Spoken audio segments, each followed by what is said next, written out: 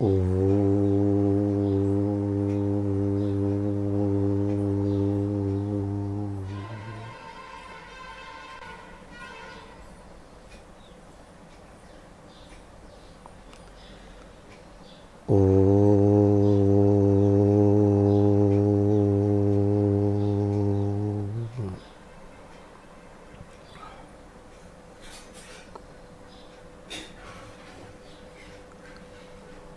ఓం సహనావతు సహనౌ భునక్తు సహ వీర్యం కరవావహై తేజస్వినావధీతమస్తు మా విద్విషావహై. ఓం శాంతి శాంతి శాంతి.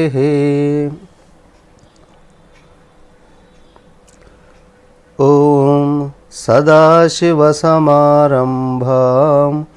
శంకరాచార్యమధ్యమాం అస్మదాచార్యపర్యంతాం వందే గురుపరంపరాం. హరి ఓం.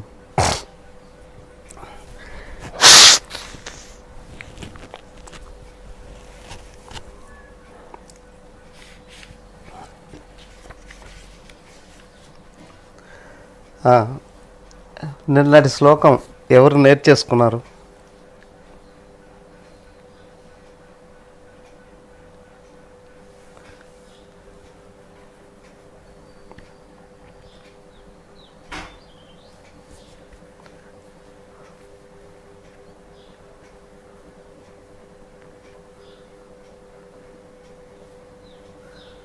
చూడకుండా రాలేదు ఎవరికి?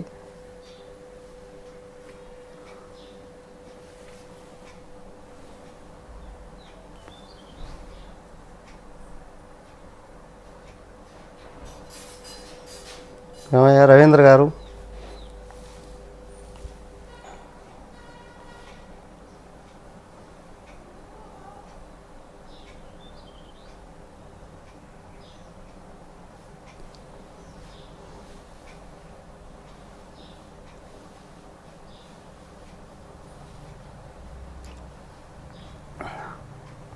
రమాదేవి గారు వచ్చిందా నిన్నటి శ్లోకం? చూడకుండా వచ్చేసిందా?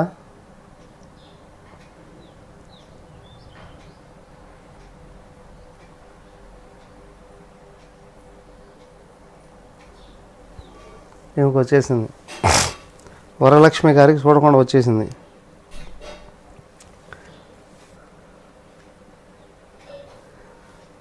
ఒక అరగంట క్లాస్ చెప్తా, తర్వాత ఎవరెవరు నేర్చుకున్నారో వాళ్ళందరూ అప్పు చెప్పండి.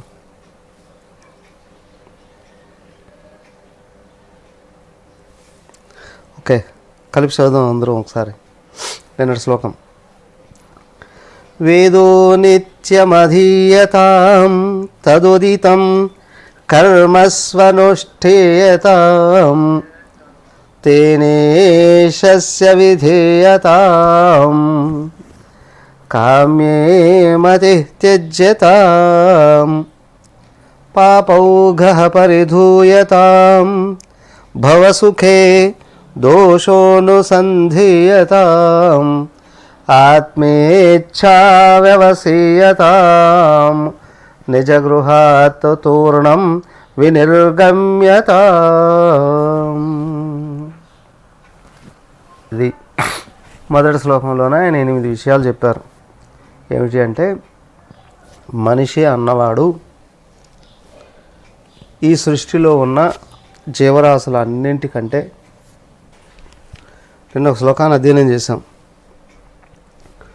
సృష్టిలో మానవుడు అత్యంత ఉత్తమమైనటువంటి వాడు. మిగతా జీవరాశులన్నిటిలో నుండి పరిణతి చెందిన తర్వాత మానవ జీవితం అనేటువంటిది వచ్చింది. అయితే ఈ సృష్టిలో, ఈ భూమి మీద ఉన్న జీవరాశుల్లో చివరి జన్మ మానవ జన్మ.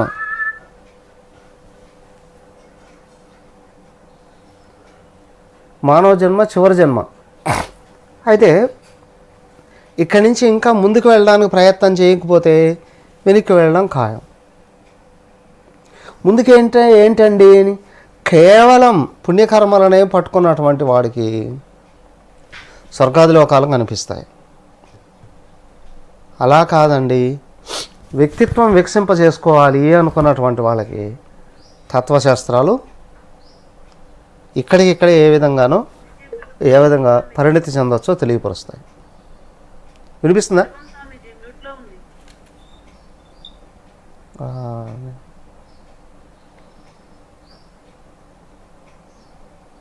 హరి ఓం.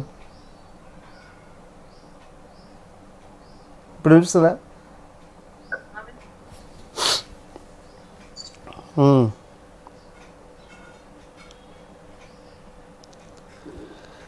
భూమి మీద ఉన్న జీవరాశులలో మానవుడు ఉత్తమోత్తముడు.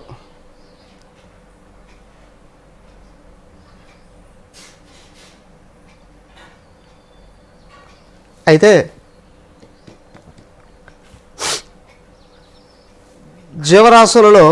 భూమి మీద ఉన్న జీవరాశులలో చివరిది మానవ జన్మ.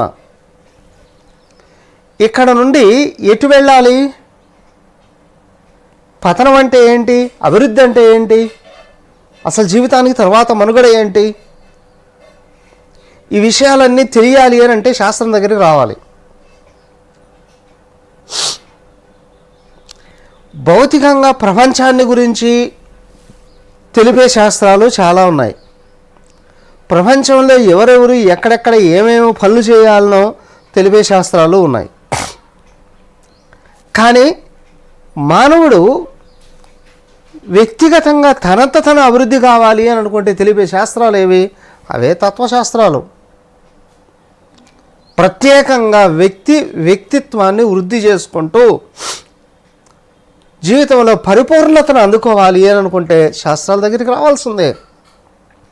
ఒక మానవుడు తప్పితే మిగతా జీవరాశులన్నీ కూడా ఏంటి అని అంటే ఆకలి అయితే తింటాయి, దప్పికేస్తే తాగుతాయి, వాటి ఋతుకాలంలో అవి కూడా పిల్లలు కనడానికి ప్రయత్నం చేస్తాయి, అంతవరకే కదా.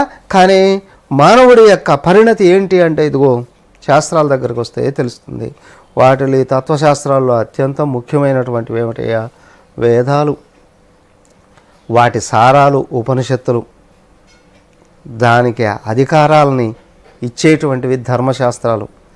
వీటిని అన్నిటినీ గురించి ప్రాక్టికల్గా చూపించేటువంటివి పురాణ ఇతిహాసాలు. ఈ శాస్త్రాలన్నిటినీ క్రోడీకరించి జీవితానికి ఇదిగో ఈ విషయాలు ఉంటే చాలు సాధనకు అని శంకర భగవత్పాదుల వారు మనకు అందించారు. సాధనా పంచకంలో ఒక శ్లోకం చూసాం. దానికి మొట్టమొదటిదే వేదో నిత్యం అధీయత, జ్ఞానాన్ని నిరంతరం నేర్చుకోవాలి,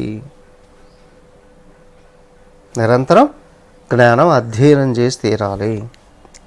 వేదం అంటే వేదాన్ని వేదంగా చదువుకుంటే వేద పండితులు కూడా ఉన్నారు. 10-12 ఏళ్ల పాటు గురుకులంలో ఉండి వేద పాఠశాలలో ఉండి వేదాన్ని అధ్యయనం చేసి బయటకు వచ్చిన తర్వాత వాళ్ళకి వేదం పారాయణం చేయడం మాత్రమే వచ్చు. వాళ్ళ ఆ వేదాన్ని పూజలకు హోమాలకు వినియోగించుకోవాలి అనుకున్నా ఇంకొక 3-4 ఏళ్ళు ప్రత్యేకంగా ట్రైనింగ్ కావాలి. ఓకే, వేద మంత్రాలు ఎక్కడెక్కడ ఏమేమి ఉపయోగించుకుంటే ఎలాంటి కార్యక్రమాలు చేయడానికి అవకాశం ఉంది అని మాత్రమే తెలుస్తుంది. అప్పుడు మరి దాని అర్థం తెలియాలి అంటే ఇంకొక 12 సంవత్సరాలు కూర్చోవాలండి. ఆ అర్థాలు అన్నిటినీ తెలుసుకొని డైరెక్ట్గా ఆచరించగలరా? అన్నిటినీ నేరుగా ఆచరించలేరు అందరూ.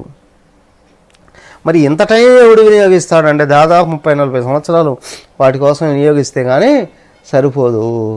10 సంవత్సరాలు అయిన తర్వాత వెళ్ళి ఇంకొక 30 సంవత్సరాలు చదువుకొని తిరిగి వచ్చినటువంటి వాడు 40 ఏళ్ళు అయిపోయాయి. ఇంక జీవితంలో ఏం చేస్తాడు? దానికి ఏమన్నారు?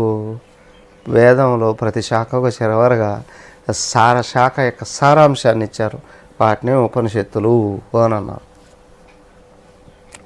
భగవంతుడు వచ్చాడు, శ్రీకృష్ణుడు. ఉపనిషత్తుల సారాంశం మొత్తం ఇదిగో భగవద్గీత. భగవద్గీత సర్వయోగ సమన్వయం అండి. మొత్తం అన్ని రకాల యోగాలు. ఈ సృష్టిలో ఉన్న శాస్త్రాలన్నింటిలో ఎక్కడెక్కడ ఏ ఏ విధానాలు ఉన్నాయో అన్నీ భగవద్గీతలో చెప్పేశాడండి. భగవద్గీత 700 శ్లోకాలండి. నిన్న మొన్నటి వరకు విన్నా ఏంటి వివేక చూడమని 580 శ్లోకాలండి. ఇవన్నీ ఎన్ని శ్లోకాలు గుర్తుపెట్టుకోవాలండి? ఏ ఏ శ్లోకాలు గుర్తుపెట్టుకోవాలండి? కష్టం కదా అండి. అందరికీ సింపుల్గా టిప్స్ మీద గుర్తుపెట్టుకునే చిన్న విషయం ఏదైనా మాకుంటే చెప్పండి, అది గుర్తుపెట్టుకొని ఆచరించడానికి అవకాశం ఉంటుంది. ఆ ఆలోచన నుండి పుట్టినాటివి ఇదిగో ఇవి సాధనా పంచకం, మహావాక్యాల సారాంశం మనీషా పంచకం, నిరంతర ఆత్మ తత్వంలో విహరించే విధానం నిర్వాణ షట్కం. ఇవన్నీ ప్యూర్ అద్వైత శ్లోకాలే, అద్వైత విధానమే, వేదాంతమే దాంట్లో చూడండి. సో కాబట్టి ఏమిటి, నువ్వు ఎదగాలి అని అనుకుంటే నీ జీవితం గురించి నీకు స్పష్టంగా చిత్రపటంలాగా అద్దంలో చూసుకున్నట్టు, మ్యాప్లో చూసుకున్నట్టు తెలియాలి అని అనుకుంటే మొట్టమొదటి శాస్త్రాలు చదువయ్యా. చదివి ఏం చేయాలి, దాంట్లో చెప్పబడినట్టు నడుచుకోవయ్యా. ఇప్పుడు తత్వశాస్త్రాలను పక్కన పెట్టాము అని అనుకోండి, జీవితం అంతా ఏముంటుంది? అందరూ పాఠశాలకు వెళ్ళారు, చదువుకున్నారు, అవునా? ప్రతి ఒక్కరు ఎదురు చూస్తారు, నాకు జాబ్ వస్తుందా, జాబ్ వస్తుందా, జాబ్ వస్తుందా. జాబ్ ఎందుకు? సంపాదించుకోవడానికి. సంపాదన ఎందుకు? తినడానికి. తినడం ఎందుకు? పని చేయడానికి. పని చేయడం ఎందుకు? సంపాదించుకోవడానికి. సంపాదించుకోవడం ఎందుకు? తినడానికి. పశువులు కూడా చేసేది అదేగా, అవునా? కాకపోతే అవి ఇళ్ళు కట్టుకోవు, మనం ఇళ్ళు కట్టుకుంటాం. అవి బట్టలు వేసుకోవు, మనం బట్టలు వేసుకుంటాం. అవి నగలు పెట్టుకోవు, మనం నగలు పెట్టుకుంటాం. అవునా? అందుకని అవి ప్రకృతిలో దొరికినట్టు తినేస్తాయి, ఆరోగ్యంగా ఉంటాయి. మనం దాంట్లో చెత్త చెదారం వేసి కలిపి కొళ్ళబెట్టి ఎండబెట్టి మాడబెట్టి తిని రకరకాల రోగాలు సంపాదించుకుంటాం. రోగాలు కూడా సంపాదించుకుంటాం. అవన్నీ వాటికి లేవు. ఇంతేనా మానవ జీవితం అని అంటే? తినడానికేనా? తినడానికి అయితే పశువు చాలు, పిల్లలు కనడానికే అయితే పందులు చాలు. అలా కాదు, ప్రతి ఏడాది 2-3 సార్లు పిల్లలు కంటాయి, ఒక్కొక్కసారి 10 పిల్లలు కనేస్తాయి. వాటి సంతానం ఎంత వేగంగా వృద్ధి అయిపోతుందో. కాదండి అని కాదు, ఇంకా ఏదో దానికి మానవుడికి ఏంటి అని అంటే ప్రత్యేకంగా వాక్కునిచ్చాడు, దాన్ని దుర్వినియోగం చేసుకోకండి. తర్వాత చక్కగా ప్రేమించే మనసునిచ్చాడు, దాన్ని మలినం చేసుకోకండి అని. ఆ తర్వాత అతి అద్భుతమైనటువంటి భగవంతుడికి సమానమైన శక్తిని ఇచ్చే బుద్ధిని ఇచ్చాడు, దాంట్లో విషం నింపుకోకండి అన్న, కలుషితం చేసుకోకండి అన్న. ఆయన ఎవరో మహాత్ముడు చెప్పాడట, అలాగే ఏమయ్యా మహాత్మా, నువ్వేమో ఇంత గొప్పవాడివి, నీ శిష్యుడు ఏంటి అట్లా దుర్మార్గుడిగా తయారయ్యాడే, అవునా? అట్లాగే ఎందుకు తయారు చేసావయ్యా అన్నాడు. అరే నేను తయారు చేయలేదురా బాబు, మరి నీ దగ్గరే కదా శిక్షణ పొందాడు అన్నాడట. అసలు పొంది ఉండొచ్చు, కానీ నేను అట్లాగా తయారు చేసి మరేంటి అని అంటే, అరే నేను నీకు ద్రాక్ష పళ్ళు ఇచ్చాను అని అనుకో, ఓకే, ఏం చేస్తావు? తినేస్తావు. కానీ అదే ద్రాక్ష పళ్ళని వారం రోజులు, 10 రోజులు, 2 వారాలు, 3 వారాలు కొల్లబెట్టి దాన్ని జ్యూస్గా పిండి ఏమంటారు దాన్ని?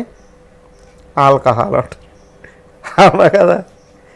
పలిస్తే కొల్లబెట్టి దాంట్లో నుంచి రసాన్ని తీసి ఆ రసాన్ని తాగడం అంటే ఆల్కహాల్ అంటారు. కులిపి కంపు కొడుతుంది, ఆ కంపులో నుండి వచ్చిన రసమే ఆల్కహాల్, అవునా కదా? తెలుసా తెలియదా? ఆల్కహాల్ అంతా తయారు చేసేది అలాగే రకరకాలుగా. అలాగా వాడు నేను ఇచ్చినటువంటి జ్ఞానాన్ని కొల్లబెట్టుకొని రివర్స్ చేసుకొని ఉపయోగించుకున్నాడు రా బాబు, నన్నేం చేయమంటారు? అలాగే భగవంతుడు ఇచ్చాడు, వాక్ ఇచ్చాడు, మనసు ఇచ్చాడు, బుద్ధినిచ్చాడు, సర్వేంద్రియాలని శక్తివంతంగా ఇచ్చాడు. ఇవన్నిటినీ కొల్లబెట్టుకొని రివర్స్లో ఉపయోగించుకుంటే మరి ఆయన మాత్రం ఏం చేస్తాడు? దానికే ఆయన జాగ్రత్త పడ్డాడు. అరే బాబు, మీకు అన్నీ ఇచ్చా, దాని తర్వాత వెనకలో ఒక నియమం కూడా ఇచ్చా అన్నాడు కదా. విభూతి యోగం అని అన్నారు కదా. విభూతి మీలో మానవుడిలో ప్రతి ఇంద్రియము ఒక అద్భుతమే, అది నా విభూతే చెప్పాడుగా. నేను ఆ విభూతులే. అయితే వెనకలో ఒక యోగం పెట్టా ఏంటి, వీటినన్నిటినీ ఏ భావంతో ఉపయోగించుకుంటే ఆ విధమైన ఫలాలే వస్తాయి. దుష్టభావంతో వినియోగించుకున్నావా దుష్ట ఫలాలు వస్తాయి, అవే పాపాలు. మంచి భావంతో ఉపయోగించుకున్నావా మంచి ఫలాలు వస్తాయి, అవే పుణ్యాలు. ఉదార భావంతో ఉపయోగించుకున్నావా మరి ఏమొస్తుంది? లోపల ఉన్న అజ్ఞానం అంతా తీసేసి నేనే నీ లోపల సంపూర్ణంగా దూరి నువ్వు నేను ఒక్కడవే అని నిరూపిస్తా. 3 రకాల అవకాశాలు ఉన్నాయి. అవునా? 3 రకాల అవకాశాలు ఉన్నాయి. నెక్స్ట్ స్వేచ్ఛ. ఇవన్నీ తెలిస్తే కదా అండి జీవితానికి ముందుకెళ్ళడానికి. అవునా? ఏమయ్యా సత్సంగానికి రండి, క్రమశిక్షణ నేర్చుకోండి, చక్కగా మంచి భావాలు నేర్చుకోండి, ముందుకెళ్ళాలి అంటే కొంతమంది అంటారట బాలయ్య క్లాసెస్లో, నేను ఇంటెలిజెంట్ అండి, మీ క్లాసులకు ఎందుకు రావాలి అని అంటారు. అంటే సత్సంగానికి వచ్చే వాళ్ళందరూ ఇంటెలిజెంట్ కాని వాళ్ళ? నేను చాలా తెలివైన వాడిని, చాలా జ్ఞానం ఉన్నవాడిని, అవునా, నేను చాలా షార్పు, మీ క్లాసులకు ఎందుకు రావాలి అంటారా లేదా? బాలవ్యాహారంలోకి సత్సంగాలు నడిపితే అంటారు. అంటే అంతవరకు వచ్చినటువంటి వాళ్ళు ఈ విధమైన భావాలు వచ్చాయి అంటే మరి ఏమనాలి అంటే చిన్నప్పటి నుంచే సరైనటువంటి విధానం అందించగలగాలి. దానికే తల్లిదండ్రులే చక్కగా భౌతిక వ్యవహారాలతో పాటు ఆధ్యాత్మికమైనటువంటి వ్యవహారాలకు కూడా సమానమైన విలువ ఇవ్వగలిగినప్పుడు అప్పుడు జీవితం అంటే 2 పట్టాల మీద వెళితేనే రైలు గమ్యం చేరుతుంది. అలాగే భౌతికము ఆధ్యాత్మికము 2 వికసిస్తేనే జీవితంలో సౌఖ్యం అనేటువంటిది ఉంటుంది. జీవితం సమంగా ముందుకెళ్తుంది, జీవితం ఉన్నతంగా ఎదుగుతుంది, జీవితం ప్రశాంతంగా ఉంటుంది అనే విషయం తెలుస్తుంది. దానికి ఏంటి అని అంటే కేవలం భౌతిక శాస్త్రాలను అధ్యయనం చేసి బాగా మార్కులు తెచ్చుకొని లక్షలు గడించేటువంటి ఉద్యోగాలు తెప్పించుకుని బోల్డ్ అన్ని సౌకర్యాలను ఏర్పాటు చేసుకున్నంత మాత్రాన మనిషి అయిన వాడు ప్రశాంతతను పొందలేడు. ఇదిగో అన్యంగా తత్వశాస్త్రాలను అధ్యయనం చేస్తూ వ్యక్తిత్వాన్ని వికసింపజేసుకొని బయట సంపదతో పాటు బయట ప్రపంచంలో ఉన్న తెలివితేటలతో పాటు వ్యక్తిత్వాన్ని వికసింపజేసుకొని రెండింటిని సమంగా నడిపించుకోగలిగినప్పుడు ఎక్కువ గొప్పతనాన్ని, ఎక్కువ ప్రశాంతతను, ఎక్కువ ఆనందాన్ని పొందడానికి అవకాశం ఉంది. అందుకు వేద శాస్త్రాలని అధ్యయనం చేయాలి. తదుదితం కర్మ స్వనుష్ఠితం, దాంట్లో చెప్పిన విధంగా నడుచుకోవాలి. ప్రతి ఒక్కడు అనుకుంటాడు నా జీవితం నాది. ఆధ్యాత్మికత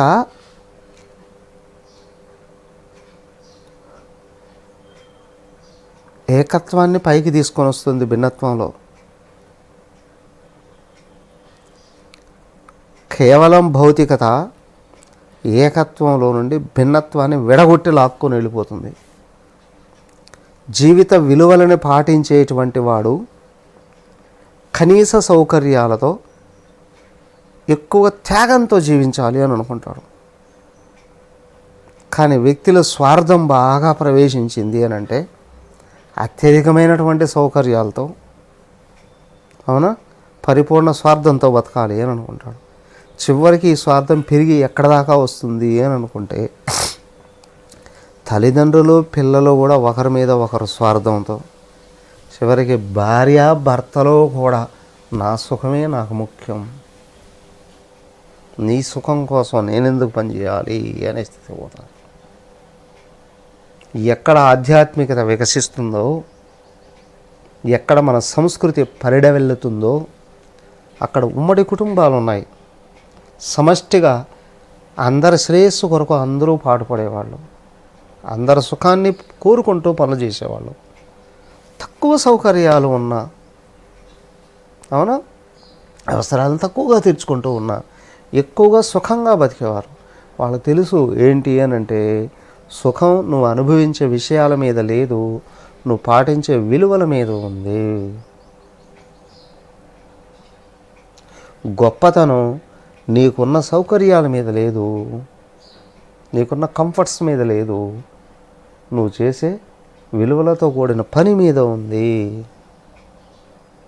అని గ్రహించేవాళ్ళు. సో కాబట్టి తత్వశాస్త్రం దూరం అయింది అంటే వ్యక్తిత్వం కోల్పోతాడు. వ్యక్తి పైననే వృద్ధి చెందుతూ ఉంటాడు, లోపల మొత్తం దెబ్బతింటాడు. బయట ప్రపంచంలో లక్షలు సంపాదిస్తున్నాం, కోట్లు సంపాదిస్తున్నాం, అవునా, ప్రపంచంలో ఎన్ని రకాల పనులు నిర్వహిస్తున్నాం అనుకున్నవాడైనా తన కుటుంబాన్ని నెగ్లెక్ట్ చేశాడు అని అనుకోండి, చివరికి అశాంతిలో పడిపోతాడు. అలాగే బయట ఎన్ని సౌకర్యాలు ఉన్నాయి, ఎన్ని భోగాలు ఉన్నాయి అనుకున్న వ్యక్తిత్వాన్ని నెగ్లెక్ట్ చేసినటువంటి వాడు జీవితం చివరిలోకి వచ్చేటప్పటికి పూర్తి కన్ఫ్యూజన్లో పడిపోతాడు. కంప్లీట్గా ఏమి ఎవరి గజిబిజి అయిపోతుంది జీవితం అంతా. ఏం చేశాడో తెలియదు, ఎందుకు చేశాడో తెలియదు, కంప్లీట్గా మనసంతా మూసుకుపోతుంది. సో కాబట్టి ఏంటి అంటే బయట పని పెరిగే కొద్దీ లోపల వ్యక్తిత్వం వికసించాలండి. ఇదిగో దానికే తదుదితం కర్మస్వనుష్ఠీయతాం. పనిచేస్తానండి, డబ్బులు వస్తున్నాయి, సౌకర్యాలు ఏర్పాటు చేసుకుంటున్నా, సేవకులను ఏర్పాటు చేసుకుంటున్నా, వసతులను ఏర్పాటు చేసుకుంటున్నా, హ్యాపీగా ఉదయం 10 గంటలకు లేస్తా, రాత్రి 1 గంటకు పడుకుంటా, నా ఇష్టం, నాకు ఇష్టం వచ్చింది తింటా, ఇష్టం వచ్చింది అనుభవిస్తా, ఇష్టం వచ్చిన చోటకి వెళ్ళదా, జీవితం సుఖంగా ఉండదు. ఇంకా ఎందుకు అంటే నువ్వు బాహ్యంగానే చూస్తున్నావు, లోపల చూస్తే అయ్యా నువ్వు ఉండే ఈ భూమి నీది కాదు, ఆయంది.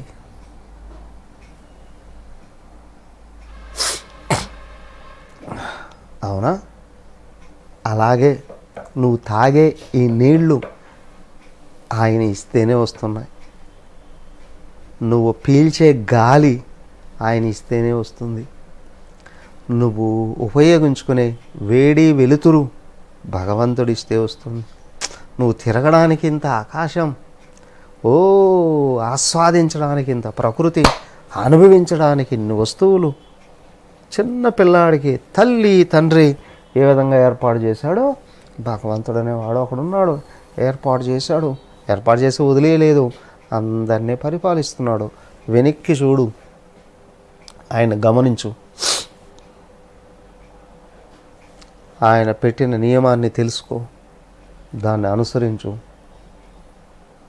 సో బాగా పనిచేయి, బాగా విలువల్ని పాటించు, తక్కువగా విషయాలను ఉపయోగించుకో, ఎక్కువ ఆనందాన్ని పొందుతావు. భౌతిక ప్రపంచంలో జీవిస్తూ ఉన్నటువంటి వాళ్ళకి ఇది అస్సలు అర్థమే కాదు. అవునా? ప్రపంచం అంతా పరుగులు తీసింది, యూరోప్ దేశాలే అత్యంత అభివృద్ధిలో ఉన్నాయి అని. అవునా? చిన్న కరోనా వైరస్ అతలాకుతలం చేసి పారేసింది యూరోప్ ఖండాన్నంతటిని, అస్తవ్యస్తం చేసేసింది. చివరికి ఎక్కడ దాకా వచ్చింది చూడండి. ప్రపంచాన్ని అంతటి పరిపాలించినటువంటి బ్రిటిష్ లండన్, కరోనా సమయంలో లండన్ ఎవరు పరిపాలించారు? ఇండియన్ పరిపాలించాడు. అవునా? ఏ సార్ రావు గారు,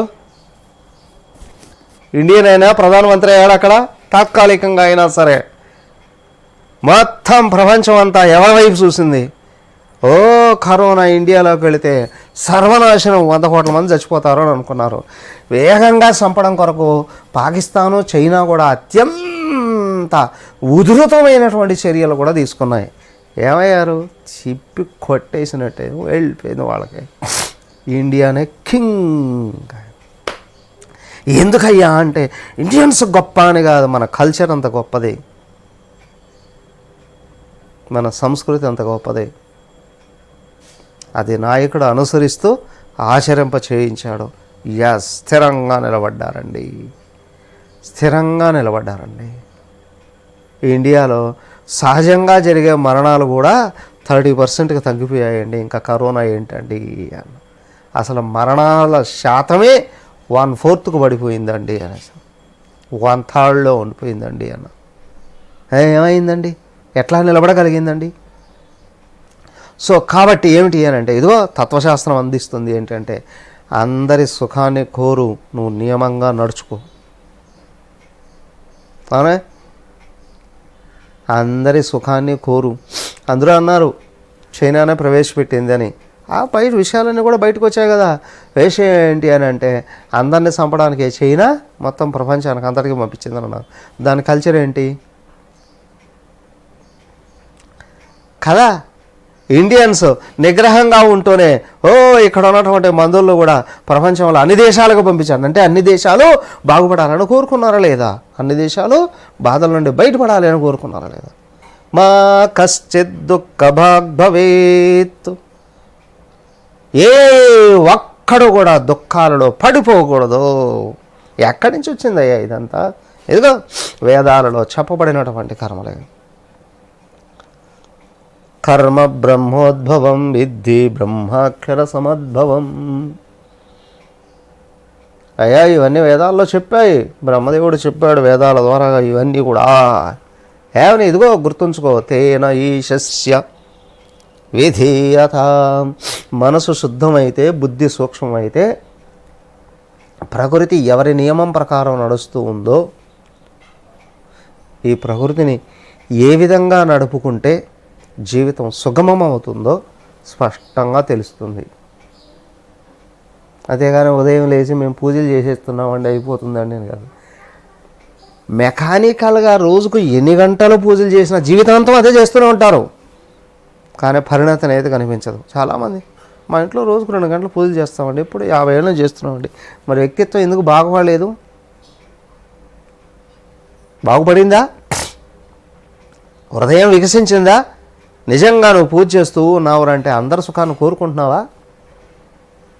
ఆ భావం వస్తూ ఉందా? దాటిపోతావు. అప్పుడు హాయిగా పూజా ఫలాన్ని జపంతోనే పొందుతావు, జపం ఫలాన్ని పఠనంతో పొందుతావు, పఠనం ఫలాన్ని హాయిగా ధ్యానం చేసుకుంటూనే పొందుతావు. లోపల పరిణతి అనేది రాగలగాలి కదా. సో కాబట్టి ఏమిటి అంటే, మెకానికల్గా చూడడమే కాదండి. నువ్వు పూజ చేస్తున్నావు, ఎవరికి చేస్తున్నావు, ఎందుకు చేస్తున్నావు, నీ పూజను ఎవరన్నా స్వీకరిస్తున్నారా లేదా? జ్ఞానంతో సహా కర్మను ఆచరించగలిగేటట్లయితే మనిషి సుఖం రావాలి అనంటే కోరికలు తగ్గాలి అనే విషయం తెలుస్తుంది. కామ్యే మతి త్యజ్యతాం.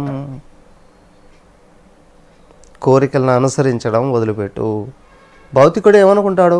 కోరికలు తీసుకోవడమే గొప్ప అనుకుంటాడు. లౌకికుడు ఏం చేస్తాడు? కోరికలు తీసుకోవడానికే పని చేస్తాడు. ఆధ్యాత్మికుడు ఏం చేస్తాడు? కోరికలను తీసేసుకోవడానికి ప్రయత్నం చేస్తాడు. అవునా? అంటే కోరికలే ఉండకూడదా అండి? దానికే విభజన చేసి చూపించారు. అనుభవించాలి అనే కోరికలు దండగరా బాబు. ఎందుకు అంటే ఈ దేహానికి ప్రారంభంలో ఏది ఉందో అది అయాచితంగా వస్తుంది, అనుభవిస్తుంది. మరి ఇంకేం చేయాలి? చెయ్యాలి అనే కోరికలు పెంచుకోరా బాబు. వ్యక్తిత్వం శుద్ధమవుతుంది, వ్యక్తిత్వం విశాలమవుతుంది, వ్యక్తిత్వం ఔన్నత్యాన్ని పొందుతుంది అన్నారు. చూడు, ఇది అర్థం కావాలి అని అంటేనే, ఎదుగా ఇవన్నీ ఆచరించగలిగి ఉంటేనే, తత్వశాస్త్రాలు చదివి ఈశ్వర నియమాన్ని అనుసరించాలి అనుకున్నటువంటి వాడికి లోపల అర్థమవుతుంది. అప్పుడు నన్ను అలజడికి గురి చేసేది, ఆవేదనకు గురి చేసేది, అవస్థల పాలు చేసేది, శాంతి లేకుండా చేసేది చెయ్యి కోరికలే. దీన్ని తొలగిస్తే డబ్బు సంపాదించడం తప్పు కాదు, కానీ డబ్బు సంపాదించడమే జీవితం అనుకుంటే నీకు జీవితమే లేకుండా పోతుంది. వస్తువులు వినియోగించుకోవడం తప్పు కాదు, కానీ వస్తువులు వినియోగించుకోవడానికే బతుకుతున్నాను అని అనుకుంటే జీవితం అసలేమీ లేకుండా పోతుంది. సో కాబట్టి ఏంటంటే మనిషికి శాంతి లోపల నుండే వస్తుంది, మనిషికి శక్తి లోపల నుండే వస్తుంది, మనిషికి విజ్ఞానం లోపల నుండే వస్తుంది. ఆ లోపల ఏదేది ఎక్కడ ఉంది అనేటువంటి తెలుసుకోవడానికే బయట నుండి పుస్తకాలు అన్నీ చదువుతూ ఉన్నది. అసలైంది లోపలే ఉంది. కొంతమందికి 10 సార్లు చదివినా ఏం గుర్తుండదండి. ఒట్టి పుస్తకాలు చూస్తే ఏం గుర్తుంటుందండి?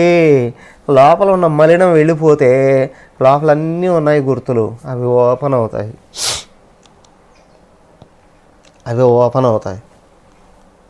సో కాబట్టి ఏంటి అని అంటే కామ్యే మతి త్యజ్యత, కోరికలు వెంటబడడం మానేసి నువ్వు గుర్తించవయ్యా. కోరికల వెంటబడ్డావా అవి పెరిగిపోయి పాపాలను సృజిస్తాయి. పాపాలంటే ఏంటయ్యా? నీ లోపల అశాంతి. అశాంతి ఎట్లా వస్తుందయ్యా? కోరికల వలనే. అదేంటండి, అవి తగ్గితే లోపల నుంచి శాంతి పొంగుతుంది, బయటికి స్ప్రింగ్ లాగా బయటకు వస్తుంది. కానీ కోరికలు పెరిగితే అవే పాపాలు, లోపల అశాంతి పెరుగుతుంది. చేయకుండా చేస్తూ రాకుండా ఫలాలన్నీ కూడా వస్తూ ఉంటాయి. పాపౌఘ పరిధూయత, అసలు పాపం కారణ శరీరమే, అజ్ఞానమే. ఏంటి అంటే నువ్వు శాశ్వతుడివి, నువ్వు విజ్ఞానవంతుడివి, నువ్వు ఆనంద స్వరూపుడివి అని తెలుసుకోకపోవడమే మహాపాపం.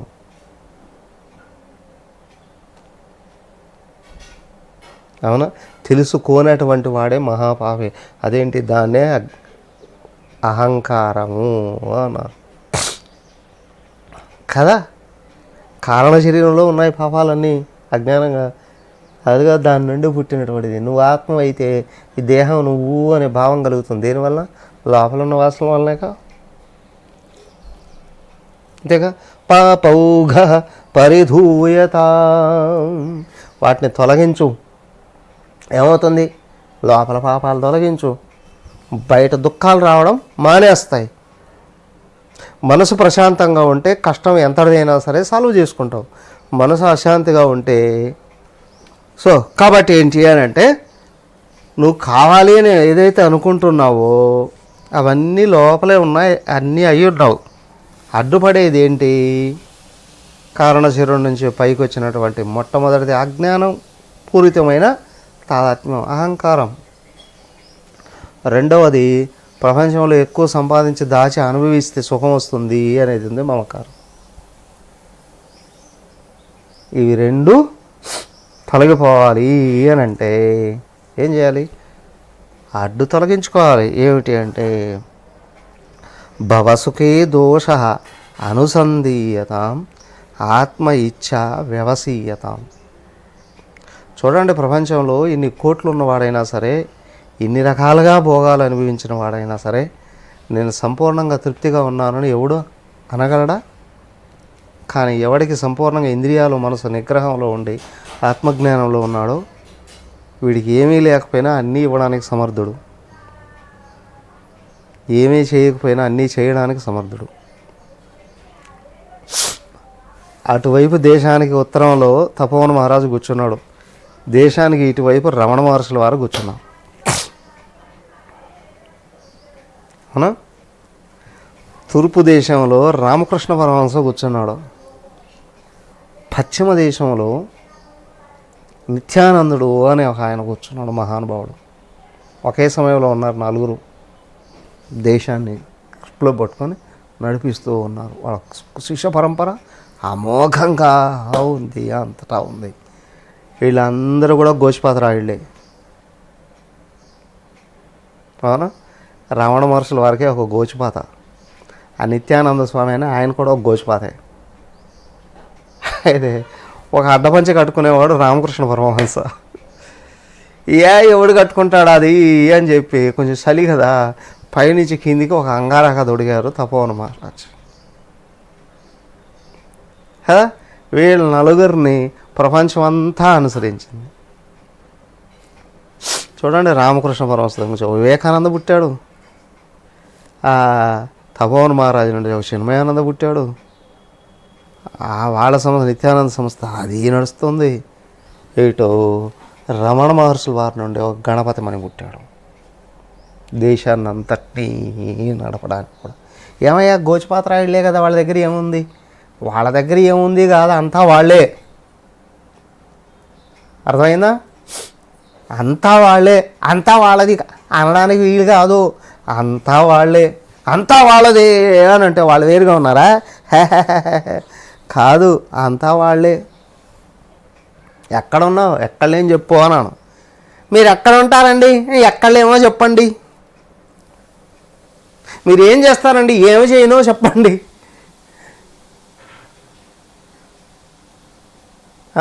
మీకేం తెలుసు అండి, ఏమి తెలియదో చెప్పండి. పాపౌఘ పరిధూయతాం భవ సుఖే దోష అనుసంధీయతాం. నిద్రలేసినప్పటి నుండి ఏది సంపాదించుకొని అనుభవిస్తే ఎంత సుఖం వస్తుందా అనుకునేవాడు ఎప్పుడూ దుఃఖాల్లోనే కాగిపోతుంటాడు. అర్థమైందా? నిద్రలేసినప్పటి నుంచి నిద్రపోయేంతవరకు కూడా నన్ను నేను మర్చిపోను అనుకున్నవాడు చెయ్యాల్సినవి అన్నీ చేసేస్తాడు. సుఖం మాత్రం దూరంగా. కర్మణి అకర్మయ పశ్యేత్, అకర్మణి కర్మయ పశ్యేత్, సబుద్ధిమాన్ మనుష్యేషు సయుక్త కృష్ణ కర్మకృతు. భగవంతుడే చెప్పాడు, పని చేస్తూ ఉన్నా నేను ఆత్మను ఏం చేయట్లేదు అని ఎవడు గుర్తించాడు, పని ఆపేసాయ ధ్యానంలోకి వచ్చిన నేను చేయాల్సిందంతా చేశానని ఎవడు గుర్తించాడు, సహబుద్ధిమాన్ మనుష్యేషు. మనుషులలో అతడు బుద్ధిమంతుడండి, అందరికంటే ఎక్కువ బుద్ధిమంతుడు, జ్ఞానం కలిగినవాడు. అతడే నిగ్రహవంతుడు, అతడు అన్నీ చేసినట్టే. అవునా? భవ సుఖే దోష అనుసంధీయతాం. ఇంద్రియాలు విషయాలు అనుభవిస్తేనే సుఖం అని అనుకుంటే పక్కనే రోగాలు ఉంటాయి. ఇంద్రియాలు అవసరాలు తీర్చుకుంటూ అవసరమైన వాటివి చేసుకుంటూ ఉంటే మనసు హాయిగా ప్రశాంతంగా ఉంది అని అంటే వ్యక్తికి ఎప్పుడూ సుఖమే. కానీ మనకు అది ఉండదు. మనసు రైజ్ అయితే ఇంద్రియాలన్నీ నీరసించిపోతాయి. మనసు ప్రశాంతంలో కూర్చుంటే ఇంద్రియాలు రోజుకి 20 గంటలు పనిచేయగలం. కానీ వీటిని నడిపే బుద్ధి ఆత్మజ్ఞానంలో ఉండాలి. దానికి ఆత్మేచ్ఛ వ్యవసీయతాం. ఆత్మయందు ఇచ్ఛను పెంపొందింపజేసుకోండి. వ్యవసీయతం, దృష్టి అక్కడ నిలబెట్టండి. ఆత్మ ఇచ్ఛ అందరికీ ఉంటుంది. నేనంటే నాకు ఇష్టమే కదండి. నువ్వెవరు? కలగంటూ కలలో ఉన్న వ్యక్తి ఎందు ఇష్టం ఎంత పెంచుకున్నా మేలుకున్న తర్వాత కలే అబద్ధం అని తెలిసిపోతుంది. అవునా? కానీ అదే మేలుకున్నవాడు అసలు నేనెవరా గుర్తించగలిగితే జ్ఞానం పెరుగుతుంది. ఆత్మ ఇచ్ఛ, నేను ఎవరు తెలుసుకోవాలి అనే ఇష్టం ఎవరికి బాగా పెరిగిందో వాడు అన్నిట్లో సమర్థుడుగానే ఉంటాడు. ఆత్మ ఇచ్ఛ వ్యవసీయత.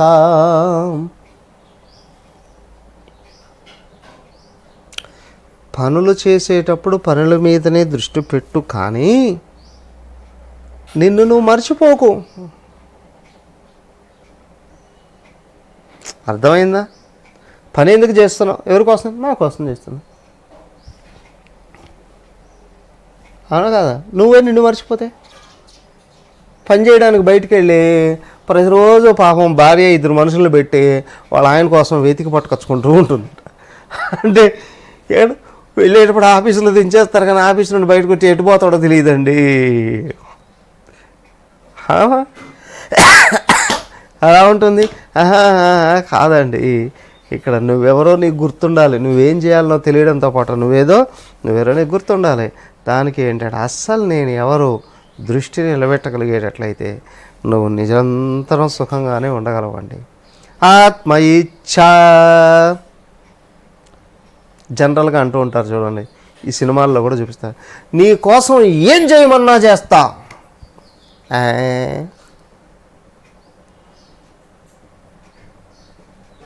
అవునా? నిజంగా అట్ట అన్నవాళ్ళే కొద్ది రోజుల తర్వాత ఏం చేస్తారో, నిన్ను ఏం చేస్తానో తెలుసా అంటారు. అవునా కాదా? అయ్యా అది కాదయ్యా, అస్సలు నేను నా కోసం ఏం చేయగలగాలి, అడ్డు తొలగించుకోగలగాలి.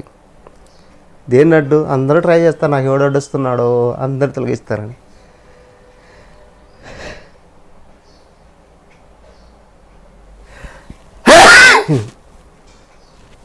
నా సంపాదనకు అడ్డొచ్చేవాడిని, నా అధికారానికి అడ్డొచ్చేవాడిని, నా భోగాలకు అడ్డొచ్చేవాడిని తొలగించాలి అని అనుకుంటాం. కాదయ్యా,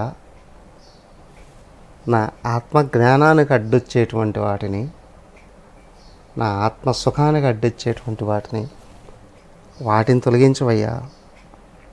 అదేంది భవసుఖే దోష అనుసంధీయతాం.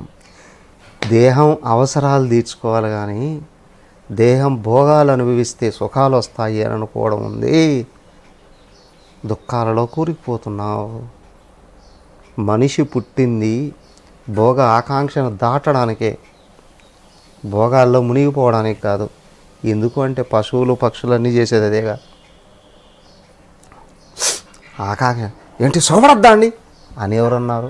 నువ్వు నిరంతరం సుఖంగా ఉండరా బాబు. సుఖం కోసం అర్రులు దాచుకో, సుఖం కోసం విషయాల వెంట పడకు. విషయాలు అనుభవించే కొద్దీ సుఖం పెరుగుతుంది అని అనుకోవడం పెద్ద తప్పు. సో నిన్ను నువ్వు తెలుసుకోవడానికి ప్రయత్నం చేయి. నీలో నువ్వు నిలబడు, నువ్వు ఎప్పుడు సుఖంగా ఉంటావు. అది చేయాలి అంటే ఆత్మ ఇచ్ఛా వ్యవసీయత. నీవు నీయందు, నీ నిజస్వరూపమయందు ఇచ్ఛను పైకి లేపు. నిజగృహ తోరణం వినిర్గమ్యత. సొంతంటి నుండి వెళ్ళిపోవని కాదు, ఈ దేహం నేననే భావం నుండి బయటపడవు అని. కానీ అది చెయ్యాలి అని అన్నా, ఇదిగో ఎక్కడ ఇది నాది, నా ఇల్లు, నా వాళ్ళు అనే భావన ఉంటుందో అక్కడ దేహాత్మ భావం బలంగా ఉంటుంది. దాని నుండి కొద్ది రోజులైనా తాత్కాలికంగా బయటకు వచ్చావా, ఆ సంబంధాలు, ఆ వ్యవహారాలని తాత్కాలికంగా బయట పెట్టావా, పక్కన పెట్టావా, నీకు అన్వేషణ చేయడానికి అవకాశం దొరుకుతుంది. అందుకే ఆధ్యాత్మికత కొరకు గురు సన్నిధికి వెళ్ళు. పూర్తిగా వెళ్ళడానికి అందరికి అవకాశం ఉండదు. వివాహం కాకపోతే ఫుల్ టైం వెళ్ళిపోవచ్చు. వివాహం అయిన తర్వాత ఇక ఆత్మను తెలుసుకునే ప్రయత్నమే చేయకూడదా అని కాదు. నీ బాధ్యతలు చూసుకుంటూనే మధ్య మధ్య మధ్య మధ్య తాత్కాలికంగా నాది అనబడే ప్రదేశం నుండి బయటకు వస్తే అహంకారానికి బలం తగ్గిపోతుంది, బుద్ధికి బలం పెరుగుతుంది, మనసులో తాదాత్మ్యాలు తగ్గిపోతాయి, మనసు శుద్ధం చేసుకోవడానికి అవకాశం ఉంటుంది. అలాగా క్రమంగా చేస్తూ చేస్తూ చేస్తూ చేస్తూ చేస్తూ వస్తే చివరికి మనసు శుద్ధమైంది, బుద్ధికి ఏకాగ్రత కుదిరింది అనుకోండి, ఎలాంటి పరిస్థితులలో ఉన్నా జ్ఞానం చెదరదు. నిజగృహ తూర్ణం వినిర్గమ్యత. అదండి. మరి దాని కొరకు ఏం చేయాలండి? ఇంకొక శ్లోకం చదువుదాం, రేపు వివరించుకుందాం. సంగత్సత్సు విధీయతాం భగవతౌ భక్తి దృఢాతీయతాం. భగవతో భక్తి దృఢాదీయతాం. శాంత్యాది పరిచీయతాం. దృఢతరం కర్మాసు సంత్యజ్యతాం. సద్విద్వాన్ ఉపసృప్యతాం. ప్రతిదినం తత్పాదుకా సేవ్యతాం. బ్రహ్మైకాక్షరమర్ధ్యతాం. శృతిశిరో వాక్యం సమాకర్ణ్యతాం. అయ్యా ఇదిగో, సత్ సంగ సువిధీయతాం, సజ్జనుల సాంగత్యాన్ని బాగా పెంచుకో. భగవతః భక్తి దృఢాదీయతాం, భగవంతుడి యందు భక్తిని దృఢం చేసుకో. శాంతి ఆది పరిచీయతాం, శాంతి మొదలైనటువంటి లక్షణాలని అన్వేషించి పెంచుకో. దృఢతరం కర్మాసు సంత్యజ్యతాం, బంధించే కర్మలని తెంచేసుకోవడానికి ప్రయత్నం చేయి. సద్విద్వాన్ ఉపసృప్యతాం, ఇక్కడ బంధించే కర్మలు అంటే అజ్ఞానం పెంచే కర్మలోని. సత్విద్వాన్ ఉపసృప్యతాం, అది ఎలానో తెలియాలి అని అంటే మంచి జ్ఞానవంతుడైన గురువుని చేరుకో.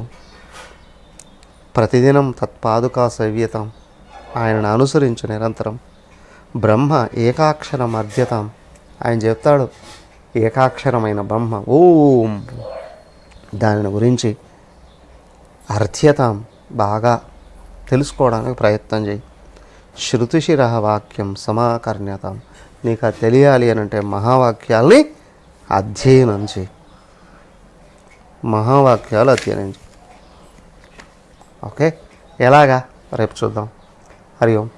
ఓం సర్వే భవంతు సుఖినః, సర్వే సంతు నిరామయాః, సర్వే భద్రాణి పశ్యంతు, మా కశ్చిద్ దుఃఖభాగ్ భవేత్. ఓం శాంతి శాంతి శాంతి. హరి ఓం. శ్రీ గురుభ్యో నమః. హరి ఓం.